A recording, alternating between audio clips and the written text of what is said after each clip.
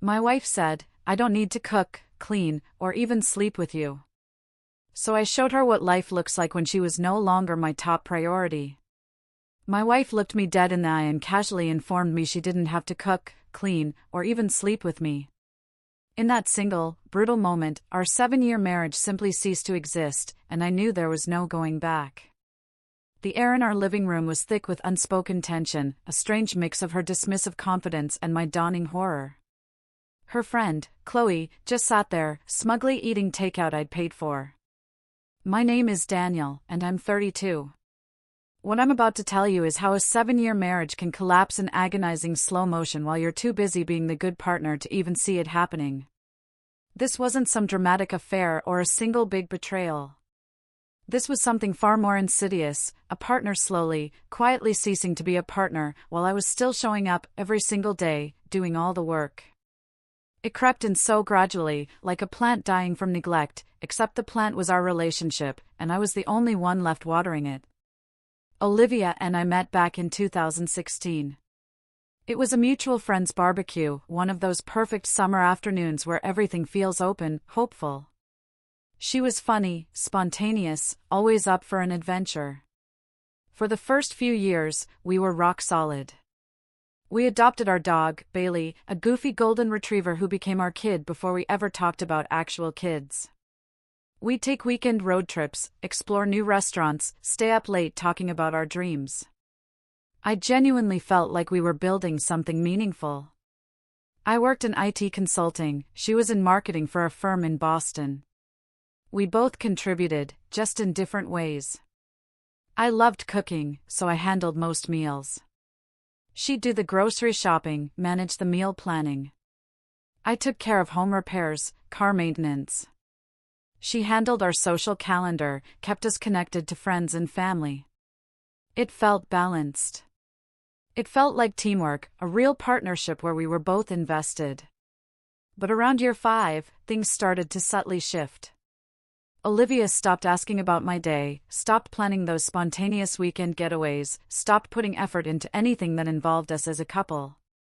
At first, I dismissed it as work stress, or just a natural phase in a long-term relationship.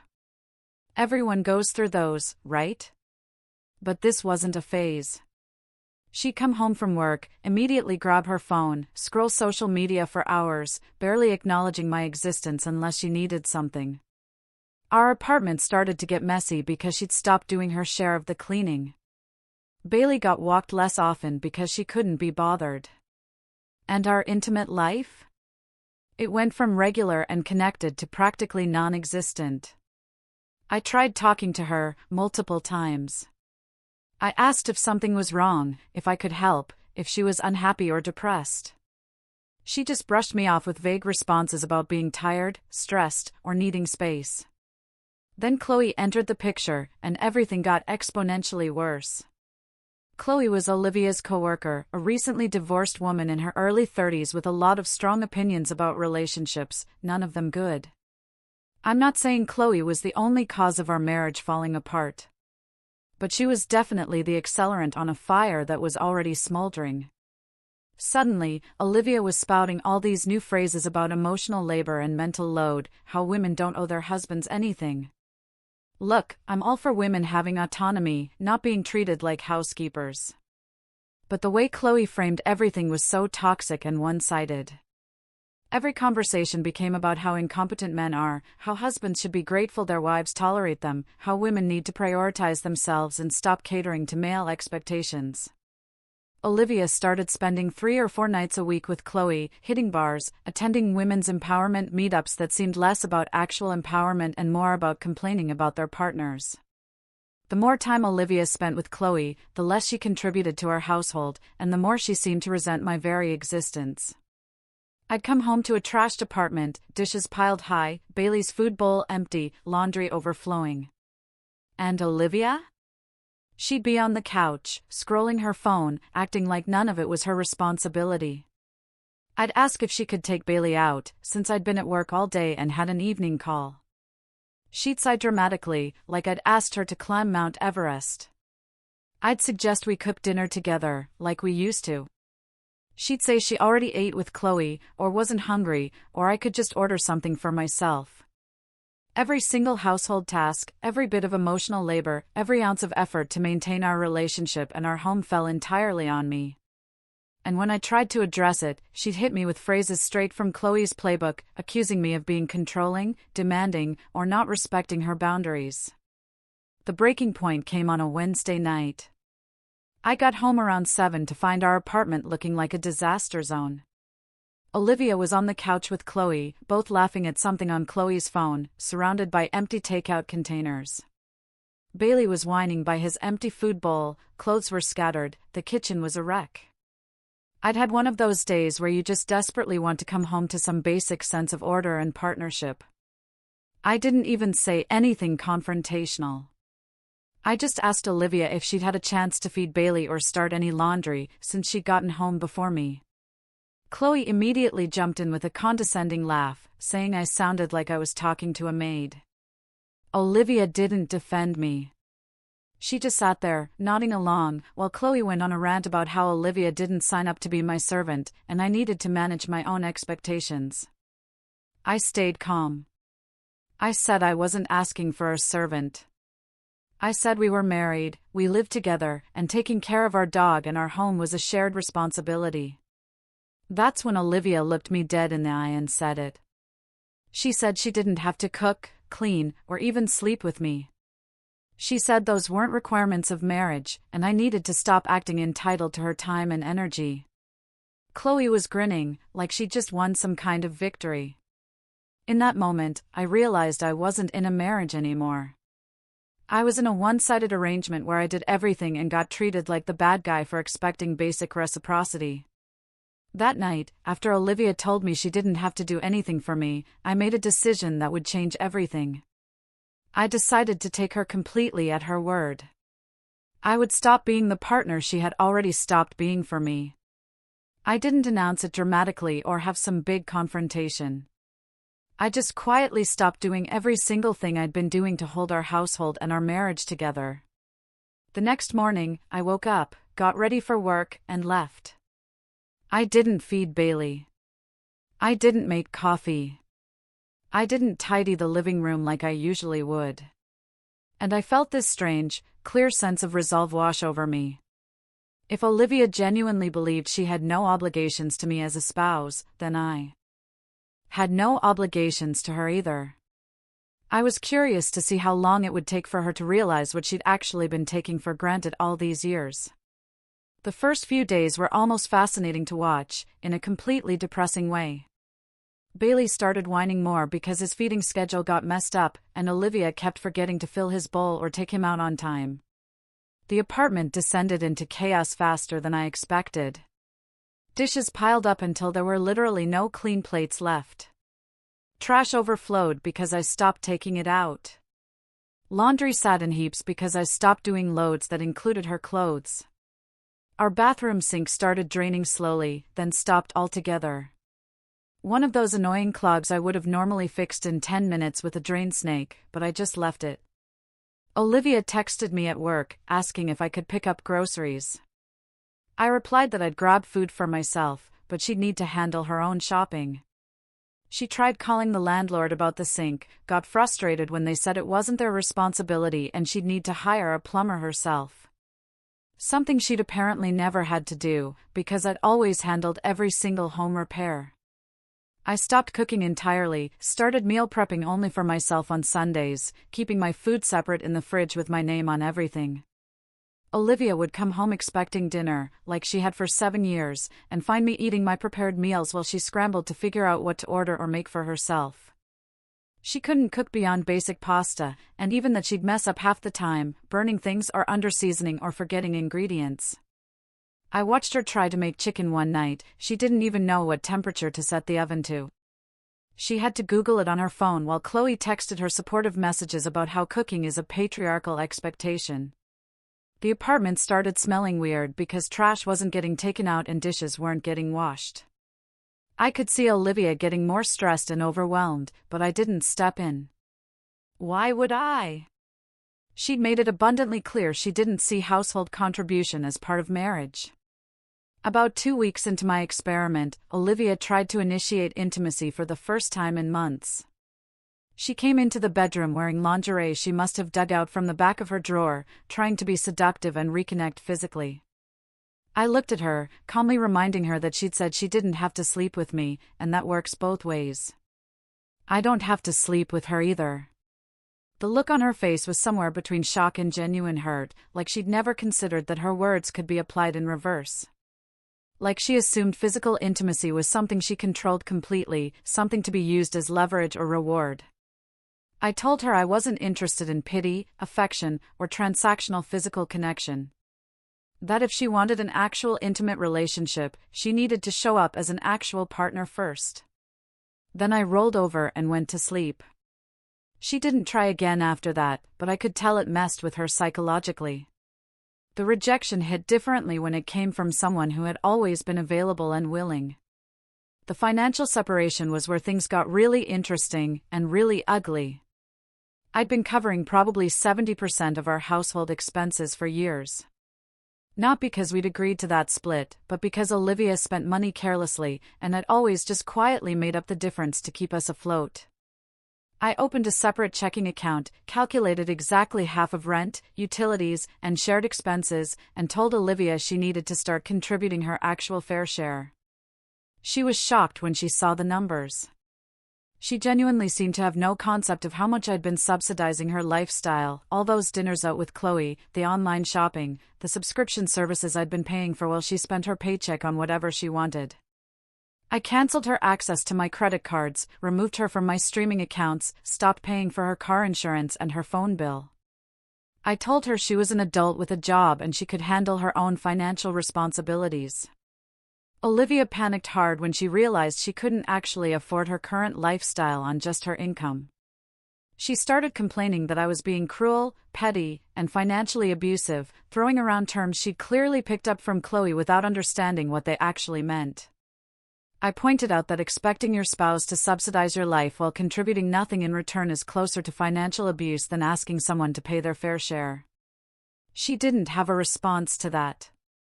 She had to cut back on her nights out with Chloe, had to cancel some of her subscription boxes, had to actually look at her bank account and budget like a responsible adult.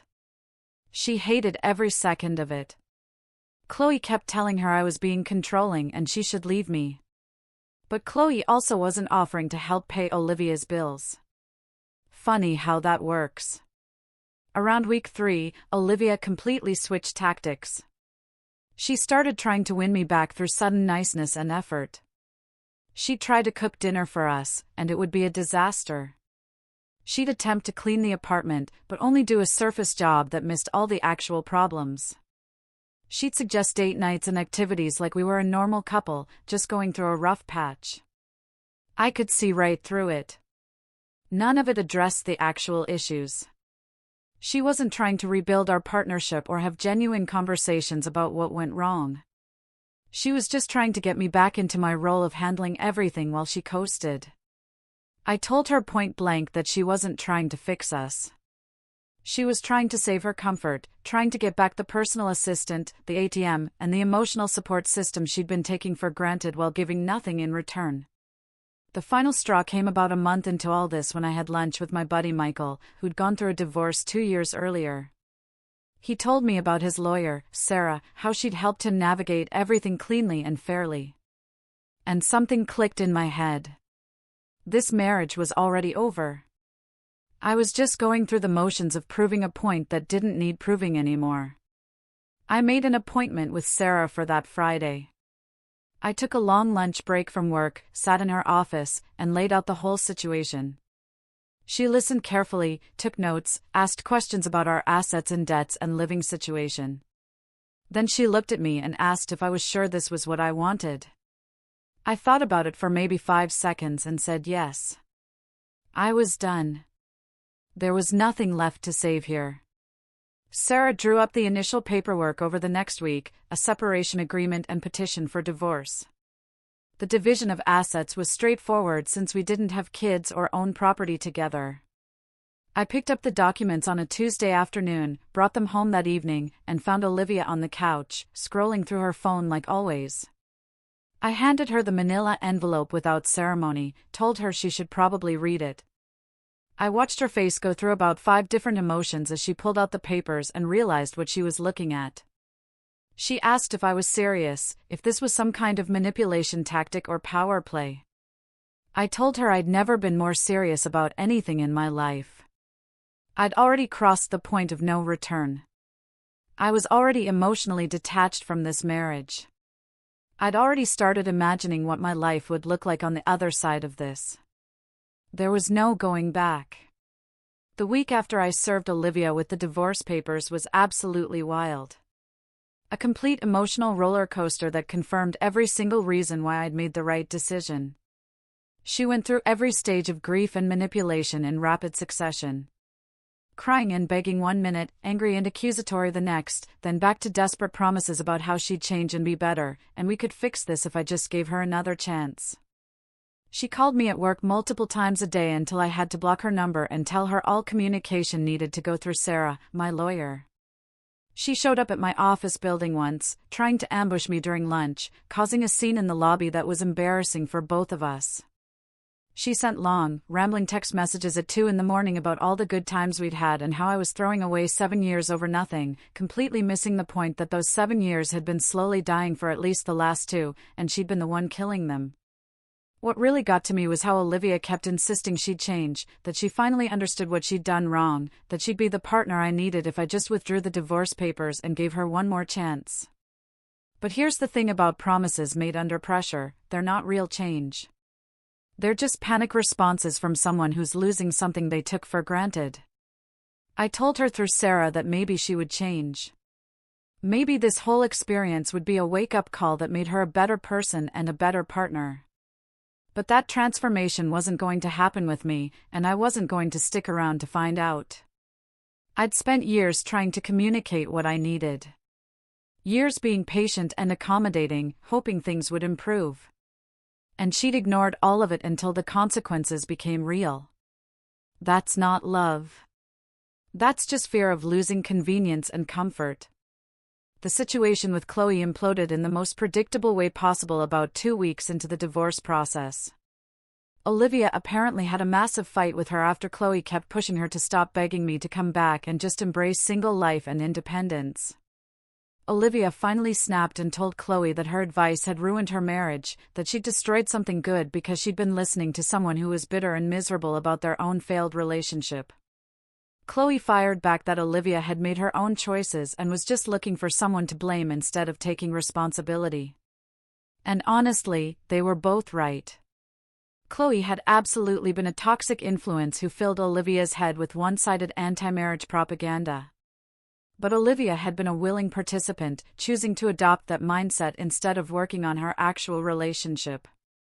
They stopped being friends after that fight, and Olivia tried to use that as proof to me that she was making changes and cutting out bad influences, but it was too little, too late. I moved out of our apartment 6 weeks after serving the papers.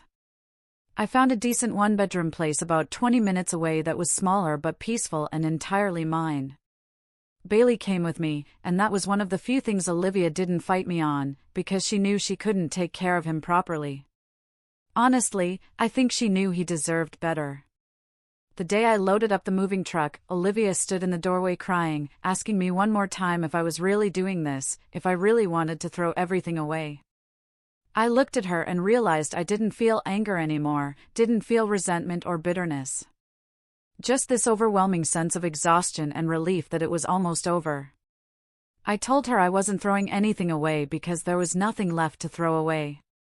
I told her she'd already dismantled our marriage piece by piece over the last 2 years, and I was just finally acknowledging reality. The divorce was finalized 3 months after I first served her the papers, quick and relatively clean since we didn't have major assets to fight over and no kids caught in the middle. Sarah handled everything professionally. We split our savings account 50-50.